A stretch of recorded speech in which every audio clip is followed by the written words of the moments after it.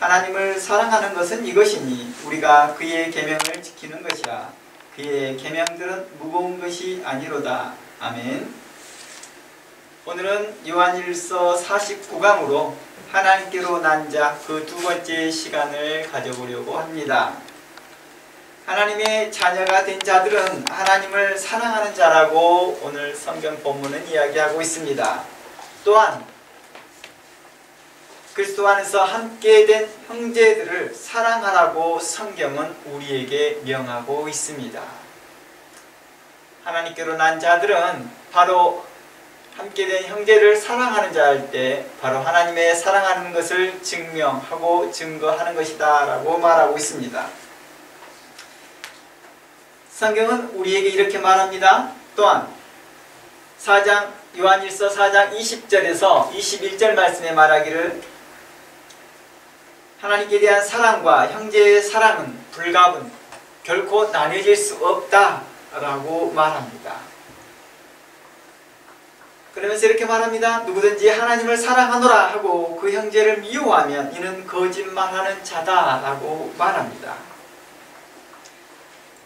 하나님을 사랑하노라 하고 형제를 미워하는 것, 교회 안에 있어 어느 형제는 안 왔으면 좋겠다, 그 형제가 없으면 좋겠다, 싫어하고 미워하고 증오하는 마음, 차별하는 마음이 있다 한다면 이는 그 신앙이 거짓된 신앙이다 라고 말하고 있는 것입니다.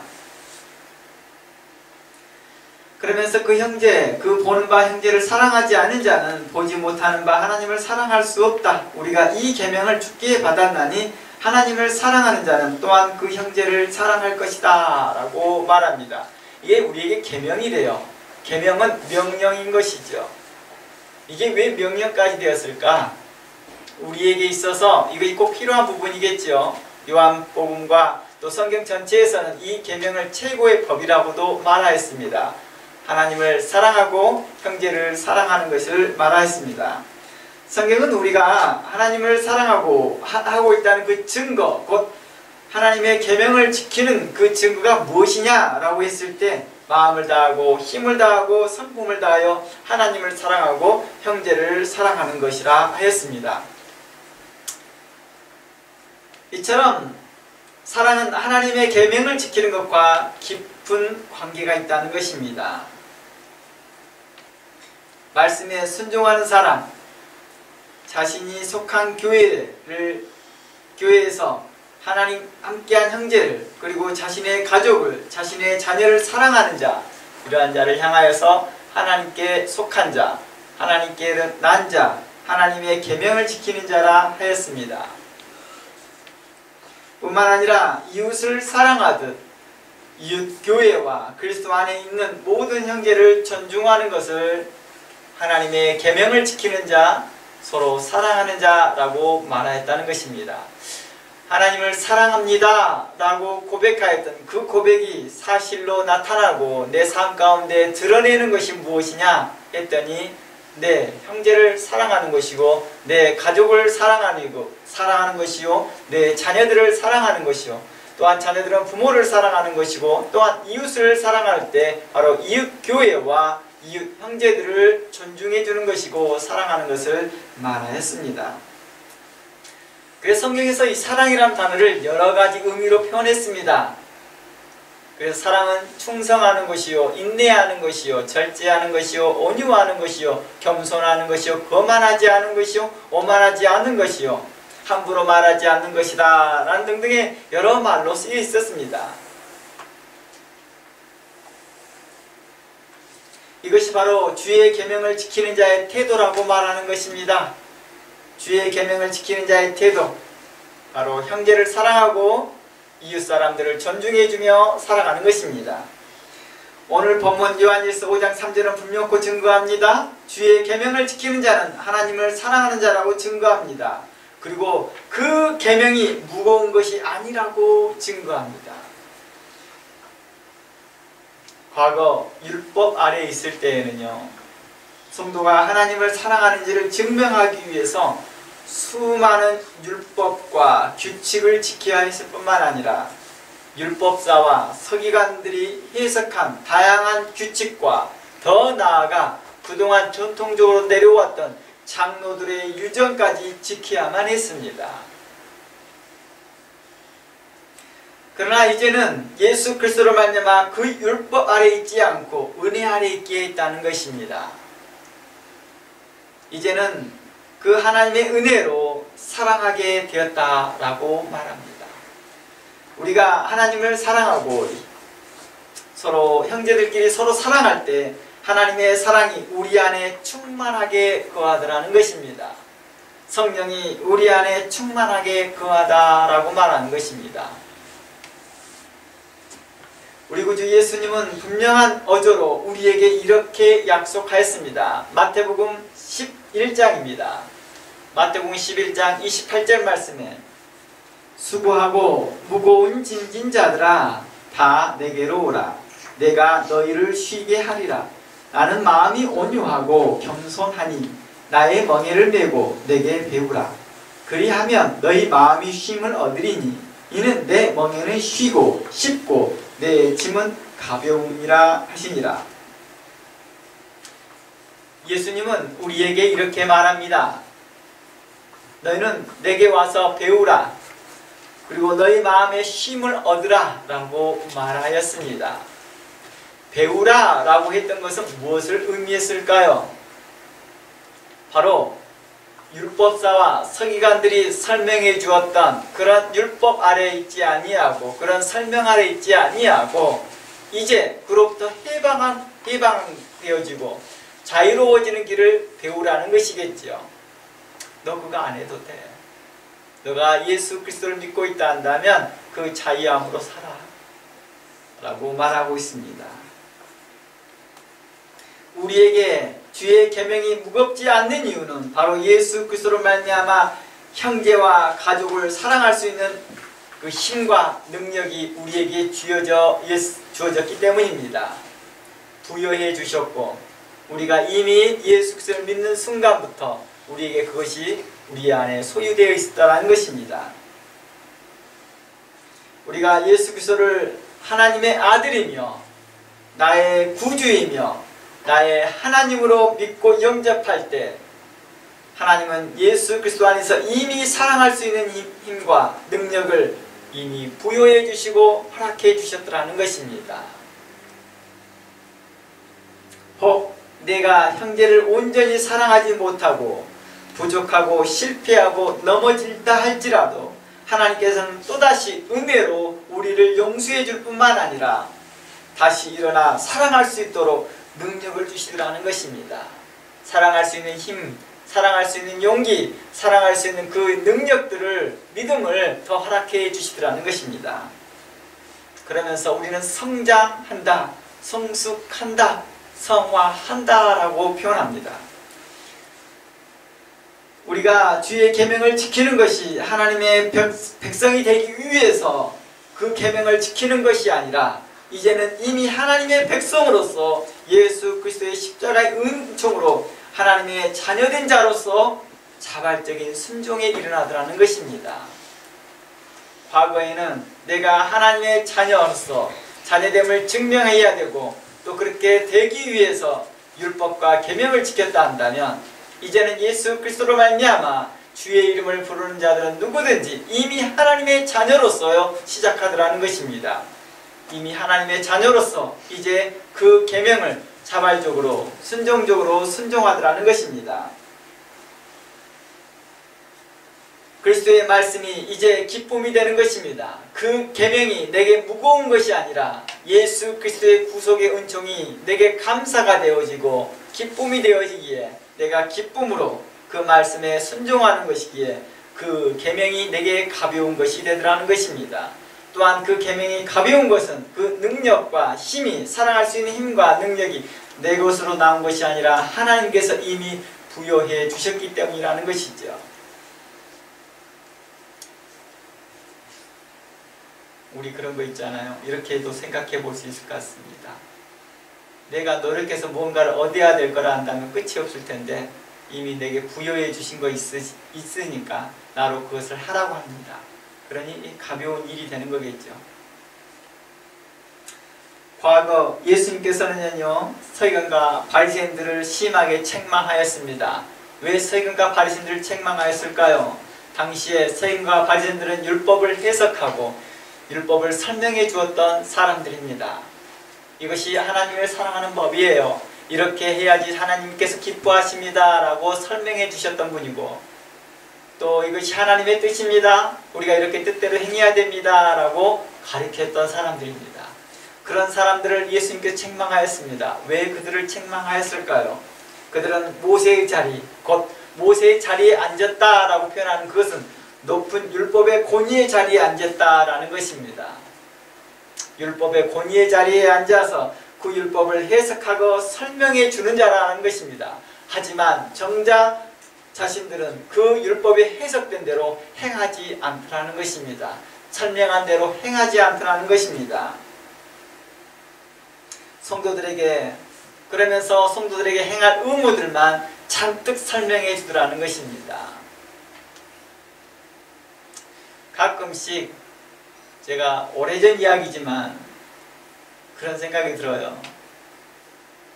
오래전에 한국에서 총회에 가봤을 때 목사님들끼리 큰 다툼들이라는 걸 보면서 목사님들끼리 이렇게 하시는구나. 오늘날 교회 안에서 교회 분쟁이 일어나고 다툼이 일어났을 때 교회 중직들을 보면서 교회들이 이러는구나, 이런 생각이 들 때마다 왜 그들은 그렇게 성도들에게 이렇게 하세요 저렇게 하세요 라고 하였지만 정작 본인들은 하지 못할까?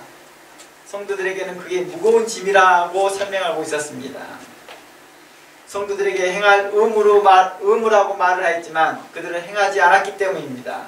그래서 예수님은 이렇게 말합니다. 그들을 향해 그들은 성도들의 어깨에 무거운 짐만 지우는 자들이다 라고 책망하였습니다. 마태복음 한번 가볼까요? 23장입니다. 1절에서 3절 말씀에 이렇게 말합니다.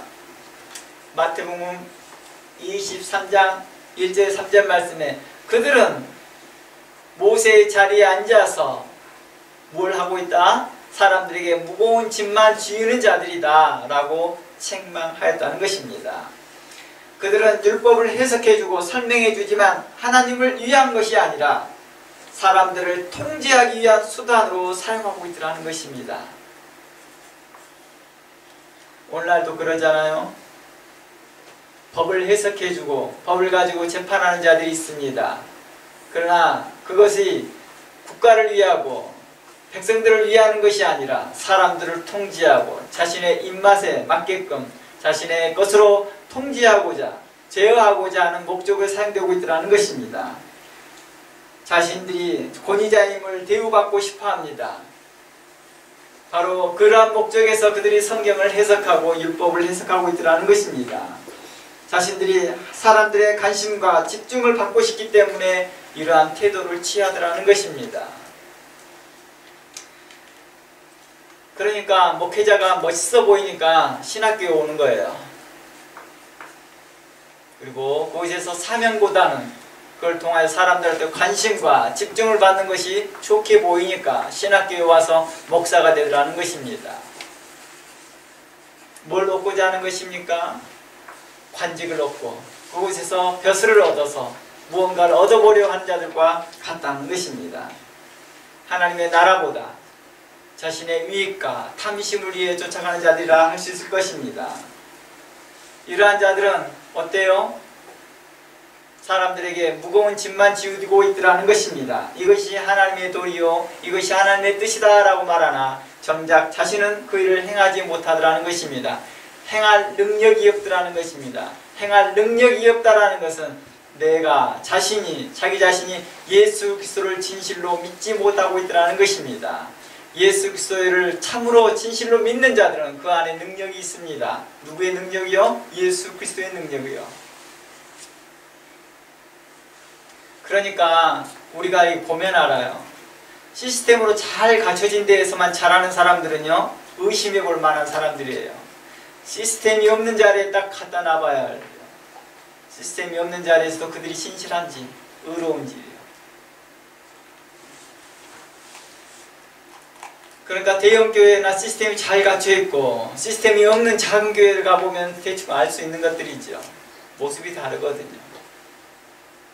그들이 사람이 있어야 목회를 하고 사람이 있어야 설교를 하고 사람이 있어야지만 찬양을 하고 있는 사람들을 보면 우리는 안다는 것입니다. 그들의 심중이 어디에 향하고 있었는지를요. 그들은 자신들이 하나님이 받아야 할 사랑을 가로채는 자들과 같다는 것입니다. 이렇게 해야지 하나님을 사랑하는 거예요. 하지만 실질적으로 말은 그렇게 하지만 그 사랑을 자기가 독차지하더라는 것입니다. 빼앗더라는 것입니다. 갈취하더라는 것입니다. 자신이 대우받고 자신들이 권위자임을 인정받고 싶어하는 것입니다. 그들은 말로는 하나님을 사랑한다고 백성을 위한 것이라고 한다라고 말하면서는 하지만 실제로는 자신들의 배와 탐심을 위해서 일하고 있는 자들이더라는 것입니다. 우리나라 말에 탐관오리가 있어요. 탐관오리. 그 탐관오리라는 말이 청둥오리, 집오리라는 그 오리 종류를 말하는 게 아니라 탐욕 가득한 자들, 높은 벼슬과 높은 위치를 탐하는 자들을 탐관오리라고 말합니다. 그들은 백성을 향하여 공의와 정의와 법보다는 다른 것들을 요구하더라는 것입니다. 실질적으로 법 이상의 것들을 요구합니다. 법 이상의 것들을 요구합니다. 그러면서 법이 이렇다, 법이 저렇다라고 말하더라는 것입니다. 그러면 정작 하지는 않더라는 것이죠.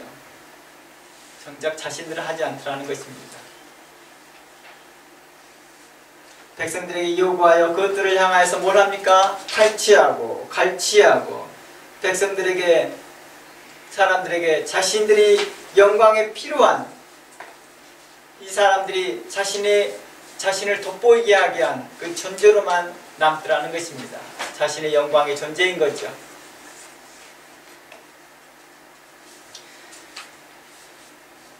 제가 1절부터 읽어보겠습니다. 마태복음 23장 1절. 이에 예수께서 무리와 제자들에게 말씀하여 이르시되 서기관들과 바리새인들이 모세의 자리에 앉았으니 그러므로 무엇이든지 그들이 말하는 바는 행하고 지키되 그들이 하는 행위는 본받지 말라. 그들은 말만 하고 행하지 아니하며 또 무거운 짐을 묶어 사람의 어깨에 지우되 자기는 이것을 한 손가락으로도 움직이려 하지 아니하며 그들의 모든 행위를 사람에게 보이려고 하나 곧 그 경문띠를 넓히며 옷수를 길게 하며 잔치의 윗자리와 회당의 높은 자리와 시장에 문안받는 것과 사람에게 랍비라 칭함받는 것을 좋아한다라고 말합니다.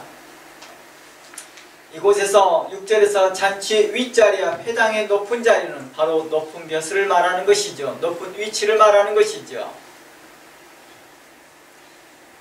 예수님은 모세의 자리에 앉아 탐과 노리와 같이 성도들에게 바라기만 할 뿐 정작 자신은 형제를 사랑하지 않고 이웃을 사랑하지 않고 자신의 탐욕과 높은 자리만 탐하는 바리새인과 서기관들을 향하여 책망하였던 것이죠. 그리고 예수님은 그들에게 수탈당하고 정죄당하는 자들에게 먼저 다가가셔서 예수님은 이렇게 말합니다. 함께 먹자. 함께 먹자. 오병이어 사건들을 볼 것입니다. 칠병이어 사건들을 볼 것입니다. 예수님은 그들과 함께 드십니다. 삭개오에게 다가갑니다. 내가 너희 집에 유하겠다 합니다. 또 부활하시고 난 후에 성령을 통하여서 베드로를 통해 이렇게 말합니다. 고넬료의 가정에 들어가라. 내가 정한 것과 부정한 것을 구분하는 것을 내가 그리스도 안에서 이제 기준을 없애버렸다라고 말합니다. 그리고 고넬료의 가정에서 함께 식사를 합니다. 그리고 오늘날까지 성령을 통해서 그리스도 안에서 차별 없이 예수님은 우리에게 먼저 오셔서 이렇게 말합니다. 누구든지 주의 이름을 부르는 자는 구원이 있다라고 말합니다. 거기에는 차별이나 구별이 없이 누구든지 주의 이름을 부르는 자는 다 하나님의 자녀가 되는 권세, 하나님의 자녀가 되는 힘을 또 하나님의 자녀가 되었다라고 말했던 것입니다. 우리 함께 계시록 3장 20절 말씀 가보겠습니다. 계시록 3장 20절 말씀에 이렇게 말합니다. 볼지어다 내가 문 밖에 서서 두드리노니 누구든지 내 음성을 듣고 문을 열면 내가 그에게로 들어가 그와 더불어 먹고 그는 나와 더불어 먹으리라 하였습니다. 예수님께서는 지금 이 순간에도 민족과 인종과 나이와 성별과 문화를 차원을 넘어서 상관하지 않고 차별하지 않냐고 그들의 마음 문을 두드리고 계십니다. 그리고 그 문을 여는 자들은 누구든지 내 음성을 듣고 그 마음의 문을 여는 자들에게는 주님은 그들에게 들어와 함께 더불어 먹고 마신다 하였습니다. 로마서 10장 11절 말씀에 이렇게 말합니다. 성경에 이르되 누구든지 그를 믿는 자는 부끄러움을 당하지 않을 것이다 라고 말합니다. 로마서 10장 말씀에서 이렇게 말하는 것이죠. 누구든지 주의 이름을 부르는 자는 부끄러움을 당하지 않을 것이라. 그들의 형편이 어떠하든 그들의 직업이 어떠하든 그들의 사정이 어떠하든 부끄러움을 당하지 아니할 것이라. 이제 그는 하나님의 자녀가 되었음을 선포하는 것입니다. 유대인이나 헬라인이나 차별이 없다라고 말합니다. 하나님께서는 모든 사람의 주가 되사 그를 부르는 모든 사람에게 부요하시다라고 말합니다. 하나님의 자녀가 되었다라는 뜻입니다. 하나님께로 난 자들이 되었다라고 말하는 것입니다. 그러므로 13절 말씀에 누구든지 주의 이름을 부르는 자는 구원을 얻었다라고 말합니다. 예수 그리스도는 이러한 다양한 사람들의 죄와 무거운 짐을 내려놓게 하시고 그들의 눈물을 닦아주시고 그들을 쉴만한 물가로 인도하시고 먹고 마시라고 합니다. 교회는 이처럼 예수 그리스도를 만나 그 안에서 안식과 평안을 누리는 곳입니다. 교회 안에서 안식과 평안이 없고 다툼과 분쟁과 속임과 거짓과 불법이 난무하고 있다면 이는 하나님이 기뻐하지 않을 것이며 우리 안에 계신 성령님이 근심하실 것입니다. 교회는 주의 이름을 부르는 자들의 모임입니다. 교회는 하나님께로부터 난 자들의 모임입니다. 교회는 하나님을 사랑하는 자들의 모임이기도 합니다. 또한 교회는 서로 사랑하는 자들의 모임이기도 합니다. 교회는 다양한 사람들이 모이고 자신과 자신의 생각이 다르고 문화가 다른 사람들이 함께 모여 서로 사랑하는 곳을 교회라고 합니다. 교회 안에 오늘날에도 정치적 색깔을 드러내고 오늘날에도 자신의 문화적 색깔을 드러내고 교회 안에서 아직도 자신의 출생 신분들을 드러내고 있다 한다면 오늘날 이 교회에는 하나님이 기뻐하지 않을 것입니다. 이는 하나님을 사랑하는 자들의 모임보다는 자신의 탐욕과 탐심을 위하여서 모이는 자들의 모임일 것입니다. 교회는 차별과 거만과 탐욕과 속임과 거짓이 아닌 오직 사랑 안에서 나눔과 섬김과 누림과 자유가 있어야 합니다. 하나님께로부터 난 자들은 불명고 주의 이름을 부르는 자들을 사랑할 수 있는 힘과 능력을 이미 부여해 주셨습니다. 예수 그리스도를 믿는 자들에게는 불명고 그 힘과 능력이 있습니다. 예수는 나의 힘이요 나의 구원이 되시기 때문입니다. 나의 생명이 되시기 때문입니다. 우리가 잘 알고 있는 찬양의 가사처럼 예수님은 우리가 서로 사랑할 수 있는 힘과 능력이 되십니다. 다 함께 기도합니다. 하나님 감사합니다. 오늘 또 우리와 함께 하셔서 주의 말씀이 우리에게 선포되게 하시고 우리로 마땅히 하나님 안에서 무엇을 행해야 할지를 알게 하신 하나님께 감사합니다. 각 성도들을 붙들어 주시옵시고 인도하사 하나님의 사랑 안에서 거하게 하시고 그들 안에 능력을 주시고 힘을 주신 하나님께 감사합니다. 예수 그리스도를 믿는 믿음 안에서 달려가게 하여 주시옵시고 하나님 안에서 독수리의 날개침과 같이 달려가게 하시고 강한 용사들처럼 달려가게 하여 주시옵소서. 오늘도 우리와 함께 하시며 우리의 힘과 용기가 되신 하나님께 감사드리며 예수 그리스도의 이름으로 기도하옵나이다. 아멘. 우리 찬